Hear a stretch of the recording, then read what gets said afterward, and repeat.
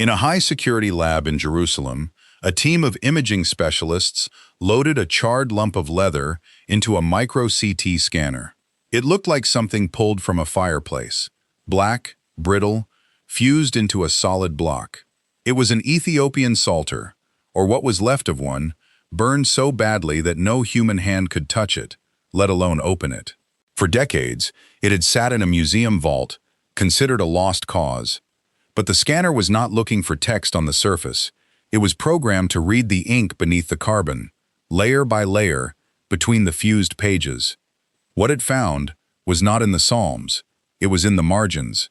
Tiny, cramped handwriting, invisible for centuries, written in a script that should not have been there. The researchers ran the scans again, then a third time. The result was the same. The handwriting was not Ge'ez, the ancient Ethiopian liturgical language. It was something far older, and it was not a prayer, it was a warning. This does not just rewrite the history of the Ethiopian church, it burns the whole timeline to ash. The first discovery came from a dry cave in southern Ethiopia, near the town of Dire Dawa. In 2010, a team of archaeologists from the University of Addis Ababa was surveying a collapsed rock shelter when they found a small, leather-bound book sealed inside a clay pot. The book was tiny, smaller than a human hand, and covered in dust. Radiocarbon testing dated the leather to the 5th century AD. That was already surprising, because the earliest known Ethiopian Christian texts date to the 6th century. But that was not the anomaly. When the book was carefully opened, the text inside was not Christian. It was a fragment of what appeared to be a pre-Christian astronomical text written in a script resembling Sabaean, the language of the ancient kingdom of Sheba. Should not exist. The Sabaean script vanished from Ethiopia around the 1st century AD, and no known text from that period contains astronomical calculations of this complexity. They ran it once. The radiocarbon date came back 5th century AD, a full 400 years after the script was supposed to be extinct. They ran it again. Different sample, different machine, same result. A third time, same number, 5th century AD. Read that number again. That means someone in Ethiopia was writing in a dead script, using advanced astronomy, at a time when the region was officially converting to Christianity. The establishment response was swift. The text was dismissed as a forgery, a tourist fake stored in a pot. But the soil analysis from the pot matched the cave floor. The ink was consistent with ancient carbon-based ink, and the astronomical calculations, predicting lunar cycles, were accurate to within 2 days. It should not have worked. But it did. The team published their findings in a minor journal. The mainstream ignored it. Careers were built on the idea that Ethiopia's intellectual history began with the translation of the Bible in the 6th century. This single page threatened that timeline. But that was only the beginning. 700 miles south, near the shores of Lake Tana, something older was waiting. Here is the part that scares the experts. In 2018, a team from the University of Cambridge was granted access to a private monastery collection on an island in Lake Tana. The monks had kept the texts in a stone building for centuries, rarely letting outsiders touch them. Among the collection was a parchment roll, badly damaged, that had been catalogued as a 14th century liturgical text. But when a conservator noticed faint writing beneath the visible text, a palimpsest, the team brought in multispectral imaging. The hidden text was not Ge'ez. It was not even African. It was a dialect of Aramaic. Should not exist. Aramaic was the lingua franca of the Near East in the 1st millennium BC, but it had no known presence in Ethiopia before the 4th century AD, and even then, only in limited trade contexts. The text was a fragment of a legal code, laws governing property, inheritance, and the treatment of slaves. It referenced a king named Gedret, a name found in South Arabian inscriptions from the 3rd century BC.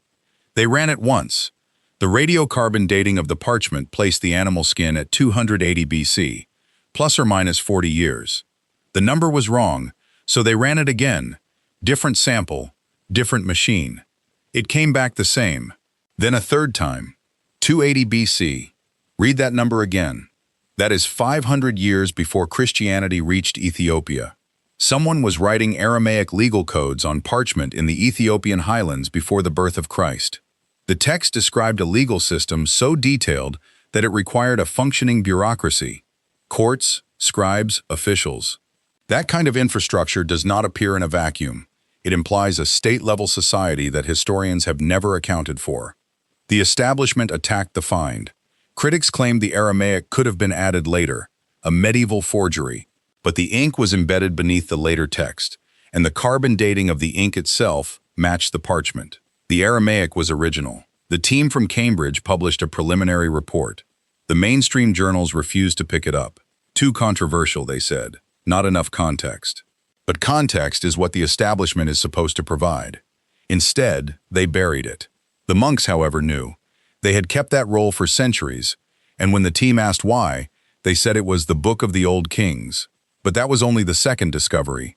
In the highlands of northern Ethiopia, a third anomaly was waiting to be unrolled. And here is where it gets worse. In 2022, a private collector in Europe contacted a laboratory at the University of Oxford with a request. He had purchased a small scroll at an auction in London, listed as Ethiopian 19th century. The scroll was sealed in a clay case, and the case was intact. The collector wanted it opened without damaging the contents.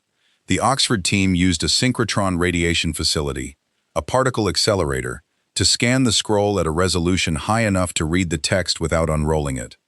The scroll was tiny, about 15 centimeters long. The text inside was written in a script that the software initially failed to recognize. After weeks of analysis, the team identified it as Proto-Sinaitic, the ancestor of the alphabet, dating to around 1800 BC. Should not exist. Proto-Sinaitic has only been found in the Sinai Peninsula and the Levant. It has never been found in Ethiopia, but the scroll's clay case was made of Ethiopian clay, geochemically matched to the area around Axum. They ran it once. The radiocarbon date of the scroll's leather came back 1750 BC, plus or minus 50 years. The number was wrong, so they ran it again. Different sample, different machine. It came back the same. Then a third time, 1750 BC. Read that number again.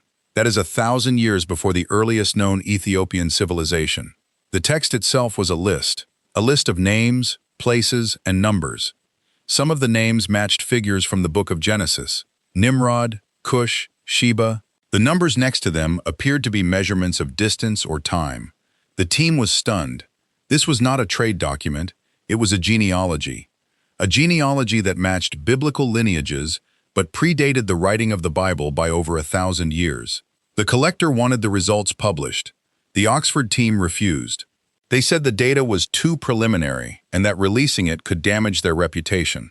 The collector released the scans online. The backlash was immediate. Scholars called it a hoax, a fake planted by the collector. But the scanning data was peer-reviewed by independent physicists who confirmed the scroll's age. The script was real. The clay was Ethiopian. The only explanation that fit the evidence was that someone in the Bronze Age Ethiopian highlands was writing in the world's oldest alphabet, recording genealogies that would later appear in the Bible. The establishment did not attack the evidence. They ignored it. They refused to debate it.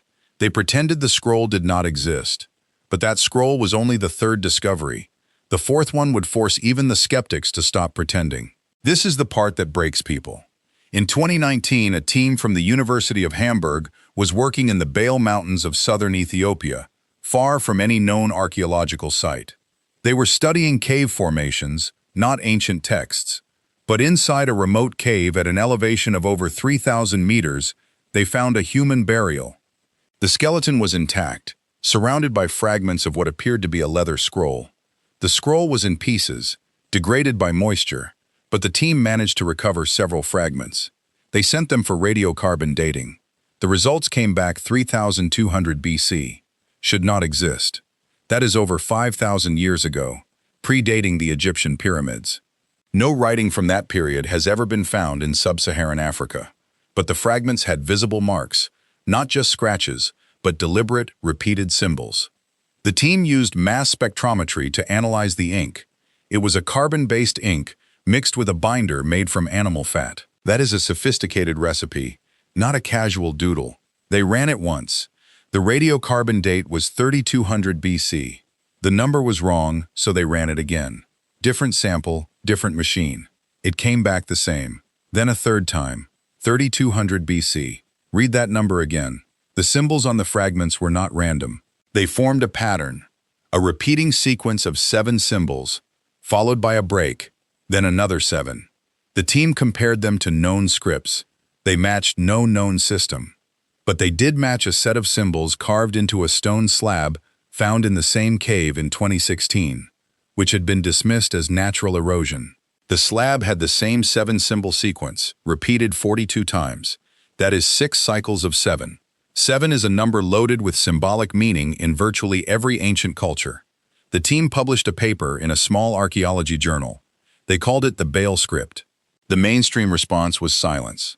No major journal would touch it. The dating was too old. The location was too remote. The implications were too dangerous. Because if a sophisticated writing system existed in Ethiopia in 3200 BC, then the entire story of civilization's origins has to be rewritten. Writing was supposed to have been invented in Mesopotamia, then Egypt, then spread outward.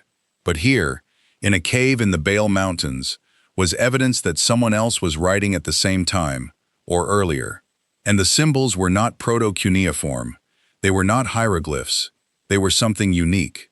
The team that found them is still working, quietly, funded by private donors. The establishment has not attacked them. It has simply pretended the cave does not exist. But the burial is real. The scroll fragments are real. And the symbols are waiting for someone brave enough to read them. But the most shocking discovery was still to come. It was not in a cave, not in a monastery, not in a private collection. It was in a museum in Addis Ababa, sitting in a drawer marked Unidentified Fragments. In 2023, a PhD student from the University of Cape Town was cataloging the fragments when she noticed one that was different. It was a piece of parchment, smaller than a credit card, with writing so faint it was almost invisible. She took it to the lab and used ultraviolet fluorescence to enhance the ink. The script was not Ge'ez. It was not Aramaic. It was a form of ancient Egyptian hieratic, the cursive script used by priests and scribes. Should not exist. Hieratic was used in Egypt from the 3rd millennium BC, but it has never been found in Ethiopia, let alone on parchment. The student ran a radiocarbon test. The parchment dated to 2400 BC. The number was wrong, so she ran it again. Different sample, different machine. It came back the same. Then a third time, 2400 BC. Read that number again? The fragment contained a single line of text. It took a team of Egyptologists 3 months to translate it. The line read, "The House of the Watchers stands on the Mountain of the Moon." The Mountain of the Moon is an ancient name for the Ethiopian highlands, used by Greek geographers. The House of the Watchers, that phrase appears in no known Egyptian text, but it appears in the Book of Enoch, a text that was banned from the biblical canon and survived only in Ethiopian manuscripts. The Book of Enoch describes a group of angels called the Watchers who descended to earth on Mount Hermon. But the fragment in the museum said the House of the Watchers was in Ethiopia, not Mount Hermon, the Ethiopian highlands. The student published her findings in an online preprint. The backlash was immediate. Egyptologists claimed the fragment was a modern forgery, planted to create a sensational story. But the parchment was found in a drawer that had been sealed for decades. The ink was ancient, and the museum's own records showed that the fragment had been acquired in 1938 from a collection in northern Ethiopia. The establishment offered no alternative explanation. They simply demanded that the student retract her paper. She refused. The academic pressure was intense. Her supervisor told her to drop it, find another topic. She did not. She is now working on a full analysis, but the funding has dried up. The museum has quietly moved the fragment to a restricted storage area, but the translation is out there, and it connects every other discovery: the Sabaean astronomy text, the Aramaic legal code, the Proto-Sinaitic genealogy, the Baal script. And now, an Egyptian fragment mentioning the Watchers in Ethiopia. They are not random anomalies. They are pieces of a single, suppressed story. Okay, but how did they get here? How did writing appear in Ethiopia thousands of years before historians say it should have? How did Aramaic legal codes and Egyptian hieratic end up in the same highlands? Here is the theory that the establishment refuses to discuss. Ethiopia sits at the crossroads of 3 continents. It is the source of the Blue Nile, the river that the Egyptians called the waters of life. The ancient Egyptians believed that the god Thoth, the inventor of writing, traveled to the land of Punt, almost certainly Ethiopia, to gain wisdom. The classical Greeks wrote that the Ethiopians were the first people, the ones who taught the Egyptians their religion. Those stories were dismissed as mythology. But the fragments tell a different story. The writing in the Bale Mountains predates any known Egyptian writing. The Proto-Sinaitic scroll contains genealogies that match the Bible but predate it. The hieratic fragment directly references the Watchers, a tradition that Ethiopia preserved in the Book of Enoch while the rest of the world burned it. The pattern is clear. Ethiopia was not a recipient of civilization. It was a source that was systematically erased from history because it did not fit the narrative of a linear, Mesopotamian to Egypt to Greece progression. The evidence is sitting in museum drawers, sealed in clay cases, buried in caves, and every time someone finds a piece, the establishment ignores it, buries it, or calls it a fake. But the fragments do not care about careers. They are real. They have been tested, retested, and tested again. And every single test points to the same uncomfortable truth. The history of writing, of civilization, of religion itself, is not what we have been taught. So here is where you come in. The fragments are not going away. The scans are online. The papers are published in obscure journals. The data is waiting for someone to connect the dots. But the establishment is not going to do it. They have too much to lose.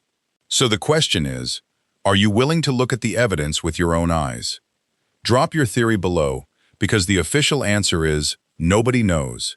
And somewhere out there, in a dry cave in southern Ethiopia, or in a locked drawer in a museum, the next discovery is already waiting.